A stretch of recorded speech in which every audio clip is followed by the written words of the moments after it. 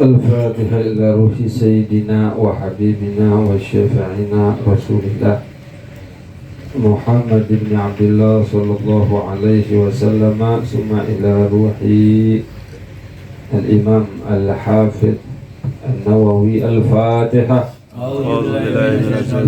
بسم الله الرحمن الرحيم. الحمد لله رب العالمين الرحمن الرحيم مالك يوم الدين إياك نعبد وإياك نستعين اهدنا الصراط المستقيم صراط الذين أنعمت عليهم غير المغضوب عليهم ولا الضالين. بسم الله الرحمن الرحيم. Alhamdulillahi Rabbil Alamin wa bihi nasta'inu ala umuri dunya wa din. Wa sallallahu ala sayyidina Muhammadin wa ala alihi wa sahbihi ajma'in. Subhanaka la ilma lana illa ma 'allamtana innaka antal alimul hakim. Rabbi shrah li sadri wa yassir li amri wahlul 'uqdatam min lisani yafqahu qawli wa saddid lisani bi jahi nabi wa ali. Di atas kemarin qala al-musannif rahimahullahu ta'ala wa nafa'ana bihi wa bi ulumihi fid dharain amin. Al-hadisul khamisu, hadis yang kelima. Hadis yang keberapa? Yang kelima dari kitab Arba'in An-Nawawi. An Ummul Mu'minina, dari Ummul Mu'minin, yaitu ibunya orang-orang yang beriman, Ummi Abdillah. Kunyahnya Ummi Abdillah Aisyah, yaitu Siti Aisyah. Jadi kalau istri Nabi semuanya itu dibilangnya Ummul Mukminin. Istri Nabi itu dipanggilnya ibunya orang-orang mukmin. Karena darinya wa azwajuhu ummahatuhum, dan istri-istri Nabi itu adalah ibu-ibunya mereka. Jadi istri Nabi itu semuanya dipanggilnya Ummul Mukminin. Sayyidina Aisyah itu kan istri Nabi, dipanggilnya Ummul Mukminin.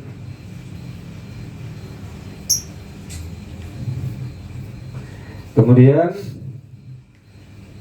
kunyahnya itu Ummu Abdillah. Nah, kunyah ini kan julukan. Artinya julukan yang didahulukan dengan kata ibu, atau yang didahulukan dengan kata umi atau abi. Itu namanya kunyah. Nah, kalau kunyah ini biasanya buat apa? Untuk memuji, kunyah. Nah, makanya Sayyidina Aisyah ini kan tidak punya anak. Kemudian Sayyidina Aisyah minta sama Rasulullah, ya Rasulullah, coba berikan aku kunyah, gitu. Karena kunyah ini satu kemuliaan. Jadi kita kalau manggil istri kita dengan kunyah itu adalah satu kemuliaan, satu pujian untuk istri kita. Gitu. Makanya kan ada orang kalau manggil bininya apa? Bebek. Nah, nggak bagus tuh. Apalagi biasanya itu sayur. Tapi kalau Rasulullah kunyah Ummi Abdillah atau Ummi Muhammad atau Umi apa aja, pokoknya yang didahului dengan apa namanya, dengan Umi atau Fabi. Nah, karena Sayyidina Aisyah tidak punya anak, makanya Rasulullah memberikan kunyah itu dengan nama keponakannya, Abdullah nama keponakannya, anaknya Sayyidatuna Asma. Sayyidatuna Asma itu kan saudaranya Siti Aisyah, punya anak laki namanya Abdullah, makanya dikunyahkannya Ummu Abdillah gitu. Nah, biasanya kunyah juga pakai nama anak pertama, biasanya yang laki itu Ummu Abdillah atau Ummu Muhammad. Jadi kunyah itu satu pujian ya, satu pujian untuk apa? Untuk istri. Ada juga yang hampir mirip lakop. Lakop juga julukan, panggilan. Tapi kalau lakop ini bisa dua, bisa entah itu pujian, bisa juga celaan. Tapi kalau kunyah udah pasti untuk pujian.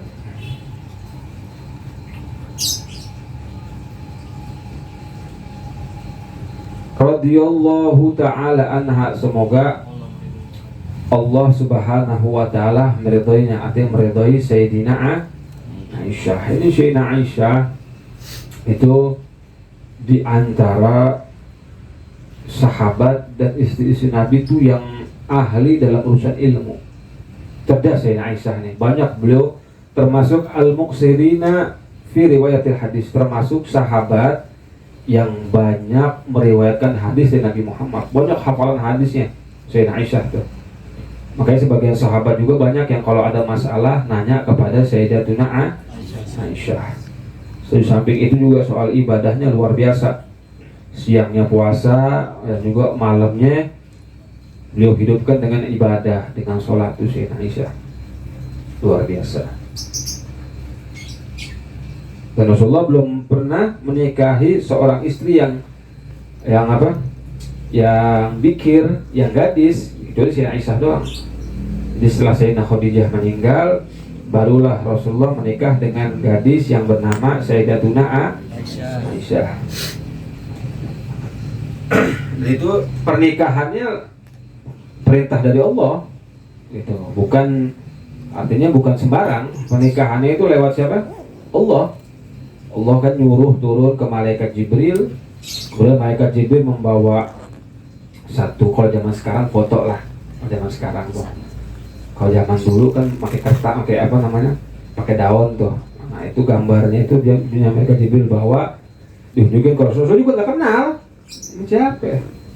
Itu kan ini siapa? Rasul juga nggak kenal nih foto siapa gitu, gambar siapa. Akhirnya Rasulullah nanya sama orang yang biasa bertugas menikahi. Kemudian ini mah ya Rasul, putrinya Sayyidina Abu Bakar.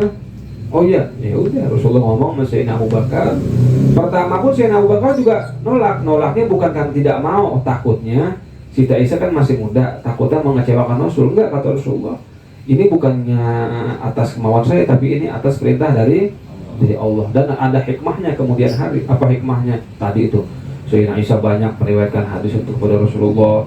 Terus juga banyak sahabat-sahabat yang nanya kepada Sayyidina Aisyah. Banyak masalah-masalah itu yang dipecahkan hukum-hukum agama lewat Sayyidatuna Aisyah.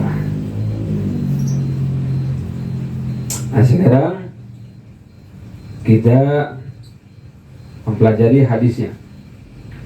Qalat, Sayyidina Aisyah berkata, qala Rasulullah sallallahu alaihi wasallam. Rasulullah sallallahu alaihi wasallam bersabda. Kata Rasulullah, man ahdasa fi amrina, barang siapa yang membuat sesuatu yang baru, jadi membuat pembaharuan sesuatu yang baru, fi amrina, dalam agama kita, agama Islam, hadza itu agama Islam, ma laysa minhu, yang mana tidak ada dasarnya dari agama Islam, fahuwa raddun, maka itu tertolak. Nah, hadis ini itu kata ulama mentaksis. Apa mentaksis? Mentaksis itu menyempitkan dari hadis kullu bid'atin dolalah, yang biasa orang-orang Wahabi itu yang ngomong dikit-dikit kullu bid'atin dolalah, dia aja nggak ngerti mahamin bid'ah, ya kan? Nah, kullu bid'atin dolalah, lafadz kullu itu kan terlalu luas. Kullu ini artinya apa? Semuanya, tapi nggak seluruhnya, kebanyakan. Kullu itu kebanyakan. Bid'atin, sesuatu yang bid'ah. Apa bid'ah? Bid'ah ini kalau dari arti bahasa, bid'ah itu satu ciptaan yang tidak mencontek sebelumnya, itu namanya bid'ah kalau arti bahasa, bid'ah. Tapi kalau arti secara syariat, bid'ah itu sesuatu yang tidak pernah terjadi di zaman Rasul. Bid'ah tuh sesuatu yang tidak pernah terjadi di zaman, atau sesuatu yang tidak pernah dikenal di zaman Rasul. Jangan salah, Ada orang mengartikan bid'ah itu sesuatu yang nggak dikerjakan Nabi. Salah tuh kalau dia ngomong begitu. Bid'ah apa? Bid'ah itu sesuatu yang tidak dilakukan Nabi. Salah dia. Banyak sesuatu yang nggak dilakukan Nabi dilakukan oleh sahabat, tapi Rasulullah mendiamkan. Dan itu menjadi hukum, jadi sunnah.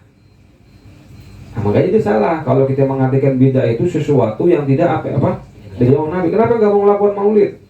Kenapa nggak melakukan tahlil? Kenapa nggak melakukan tawasul? Ya kan Nabi nggak ngerjakan. Itu kan bid'ah. Salah. Artinya bid'ah itu sesuatu yang tidak pernah terjadi di zaman Rasul, atau sesuatu yang tidak pernah dikenal zaman Rasul atau zaman sahabat. Bukan sesuatu yang tidak dilakukan Nabi, bukan. Tuh, artinya bid'ah. Nah, lafadz kullu ini kan luas, semua bid'ah, semua perkara yang tidak pernah terkenal di zaman Nabi, bahwa dolalah, maka itu ada sesuatu yang sesat. Nah, lafadz kullu ini kan luas.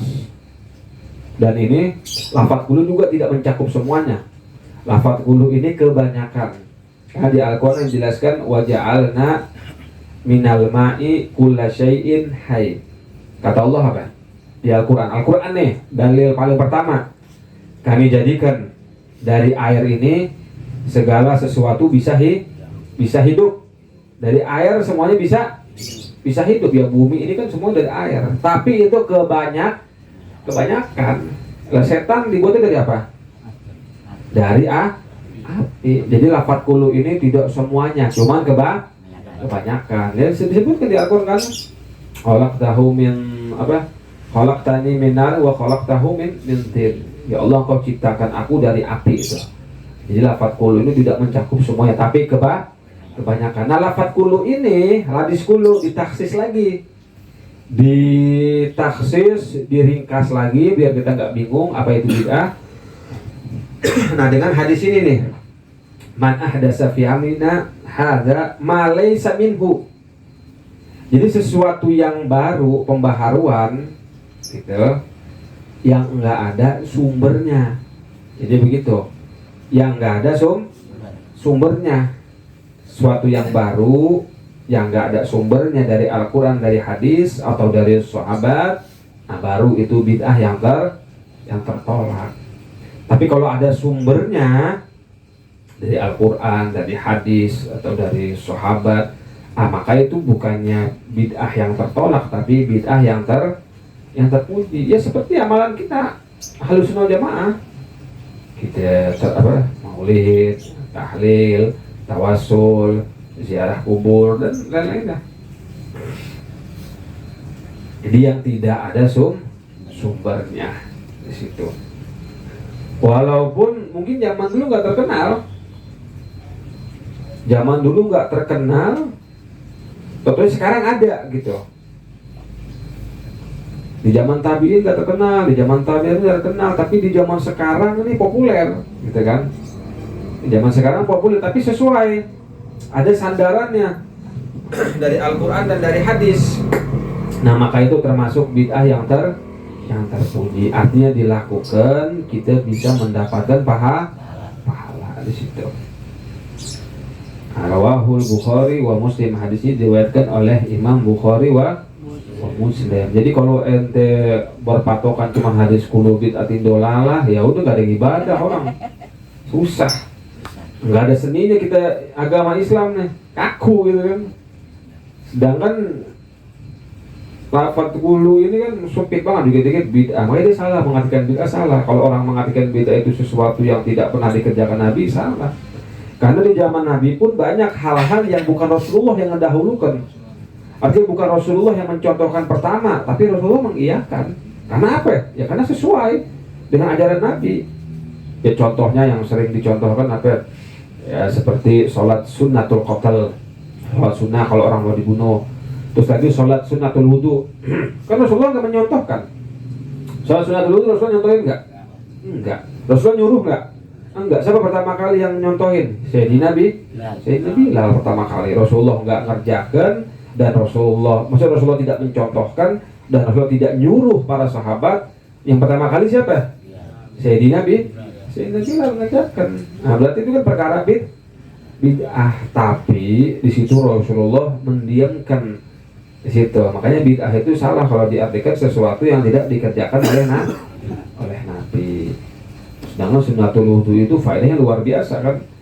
Orang yang melaksanakan sholat sunnatul wudu yang mudawamah, maka kata Rasulullah bahwa wajabat lahul jannah, wajib itu orang masuk surga. Barang siapa yang berwudu, man tawaddo'a fa ahsanal wudu'a, barang siapa yang berwudu kemudian dia menyempurnakan wudunya dengan adab-adabnya, dengan sunnah-sunnahnya, kemudian dia menghadap kiblat dengan hatinya, sholat dengan khusyuk, dia menghadap Allah, sholat 2 rakaat dengan niat sunnatul wudu, maka kata Nabi apa? Wajabat lahul jannah. Maka itu orang wajib. Jadi wajib udah masuk surga. Itu fadilah dari apa? Orang yang sholat sunnatul wudu. Siapa pertama kali yang ngerjakan? Sayyidina Nabi.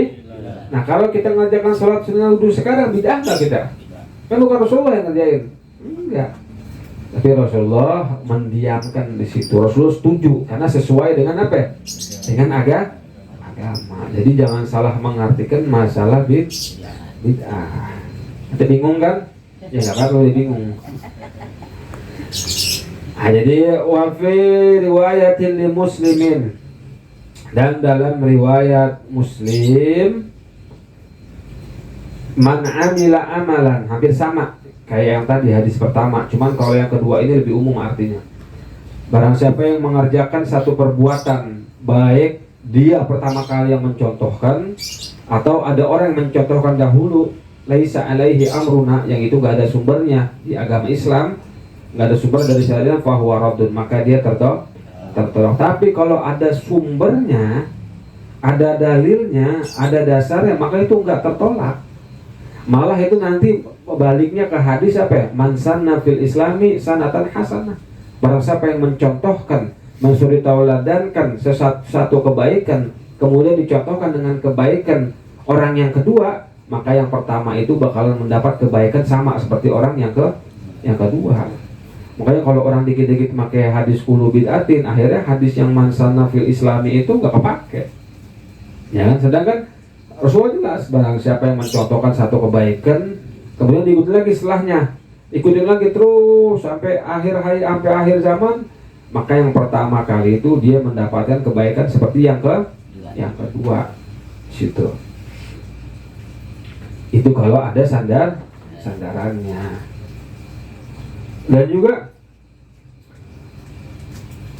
kalau misalnya ada orang nanya hukum maulid apa, ya kita jawab hukum maulid apa. Kita jawab hukum maulid boleh, jais. Hukum maulid boleh. Akhirnya dia minta dalil. Mana dalil hukum maulid boleh? Orang yang ngomong perkara boleh itu dia tidak dituntut untuk meminta dalil. Tapi yang harus memberi dalil orang yang mengatakan haram. Tuh kalau dalam ilmu usul tuh, jadi nanti baca ilmu usul dikit-dikit ya. Ya kalau ilmu usul fikih kayak gitu. Orang yang mengatakan mubah itu tidak dituntut untuk apa? Dia memberikan dalil. Ya kan kita kan mubah. Kita bilangnya mubah. Tradisi kita bilang, taruhlah gitu. Akhirnya kita bilang enggak, ini kan hukum maulid haram. Nah, kita nggak dituntut untuk memberikan dalil dengan kemubahan itu, jais. Nah, dia yang mengatakan haram, kan yang mengatakan haram tuh dituntut, mana dalilnya? Dalilnya begini, nggak ada semuanya dalilnya. Rasulullah nggak ngerjakan, nggak bisa juga. Banyak hal-hal yang nggak dikerjakan Rasulullah, dan bahkan ada juga hal-hal yang Rasulullah tinggalkan. Rasulullah udah meninggalkan. Tadi Rasulullah tuh sudah meninggalkan perkara tersebut, tapi bisa jadi boleh juga. Kayak daging apa? Daging biawak. Daging biawak apa namanya? Daging biawak ya, bukan biawak sini, bukan. Padang pasir sana. Kan Rasulullah tidak memakan. Rasulullah tidak melarang kan? Rasulullah kan proses mau makan. Pas udah begini Rasulullah udah mau megang. Kata Rasulullah apa nih? Ini dob ya Rasulullah. Rasulullah nggak jadi. Itu sesuatu udah tinggalin sama Nabi Muhammad. Udah apa Rasulullah tinggalkan. Tapi kata Rasulullah apa? Tetap kalau ente mau makan hal-hal mubah. Sesuatu yang ditinggalin Rasulullah aja tetap bisa menjadi mubah. Nah, jadinya Jangan gampang-gampang untuk mempersempit urusan agama ini. Gitu lah. Jadi kalau yang ngomong hukumnya apa, ini hukum yang mubah, dia nggak dituntut untuk memberikan dalil. Siapa yang dituntut untuk memberikan dalil? Yang mengatakan haram. Mana dalilnya? Ya itu boleh dalil, enak banget anak punya dalil. Nanti kan ngomong haram, anak ngomong mubah, jais, bilang mubah. Makanya nanti dia kan boleh dalil, nggak ketemu dalil nggak ada. Karena semua dia perkara maulid atau tahlil kan semuanya ada sumbernya. Baca la ilaha illallah ada sumbernya. Ngumpul zikir bareng ada sumbernya, silaturahmi semuanya ada, maulid semuanya ada sumbernya ada. Yang penting maulid yang benar ya. Ada maulid yang nggak maulid yang nggak joget-joget, maulid yang nggak kayak orang gila, itu kan ada tuh. Orang bikin maulid kayak orang gila, bukannya kayak gitu, bukan. Maulidnya rapi, khusyuk, nggak ada bercampur laki cewek. Nah itu semuanya ada apa? Ada sumbernya. Nah makanya itu termasuk kalau kita mau mengatakan bid'ah, itu bid'ah yang mahmudah, bid'ah yang terpuji. Rawahul Bukhari wa Muslim. Di sini diriwayatkan oleh Imam Bukhari wa Muslim. Wallahu a'lam bissawab. Subhanakallahumma wa bihamdika asyhadu an la ilaha illa anta astaghfiruka wa atubu ilaik. Wassallallahu ala sayyidina Muhammadin wa ala alihi wasallam walhamdulillahi rabbil alamin.